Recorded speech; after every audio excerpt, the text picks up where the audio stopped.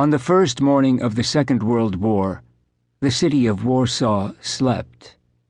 A willful calm reigned over the Polish capital, as if the early German incursions in the north and west of the country were minor irritants, not entirely unexpected, and best ignored.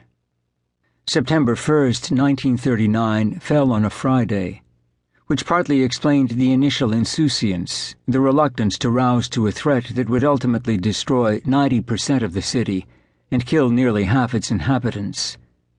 It was date night, and the jazz clubs, movie houses, and restaurants were packed.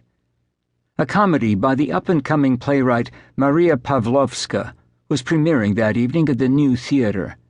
At the Alibaba, an encore presentation of the hit political satire Facts and Pacts played to a full house.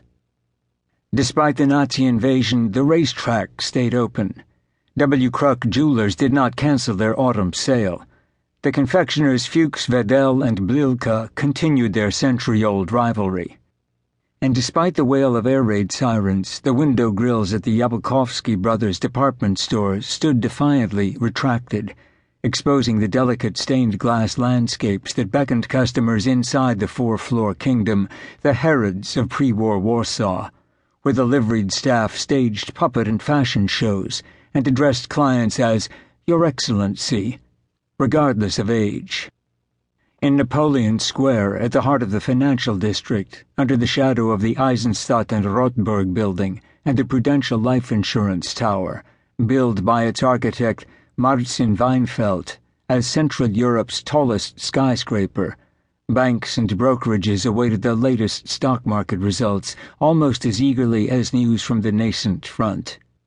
On Marshall and Jerusalem boulevards, it was petite robe flou, not panic, that were on display at the Hirsch Fashion House, and in the neo-Renaissance shopping arcades built by developers Karol Fritzsche, Jakob Lowenberg, and Pinkas Loth, the Trumps of pre-war Poland. Outside the luxurious boutiques, near the Aliyev Turkish sweets shop and the elite kosher restaurant next door, traffic was no heavier than usual on September 1st. Sparse, in fact, for a city that in 1939 was almost twice as big as Boston and nearly the size of metropolitan Los Angeles.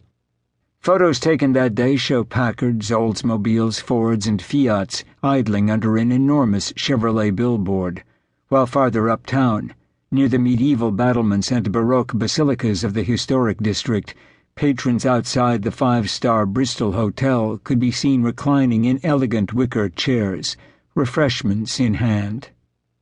But there were also signs, to be sure, that all was not business as usual on that Friday.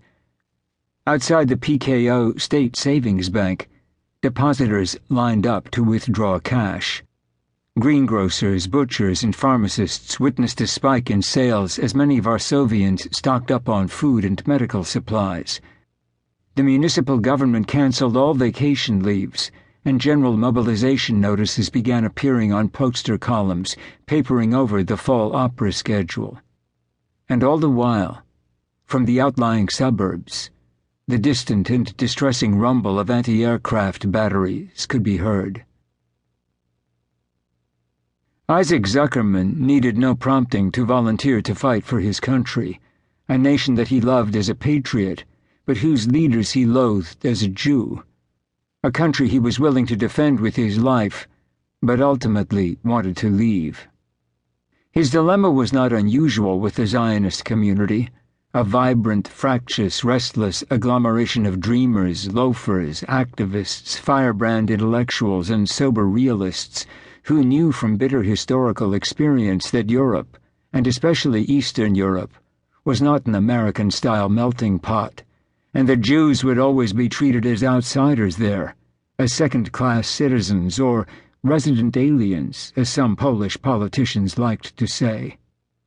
On the morning of September 1st, 1939, Isaac Zuckerman's dilemma was particularly acute, and it had nothing to do with his hopes for the establishment of a Jewish homeland in Palestine.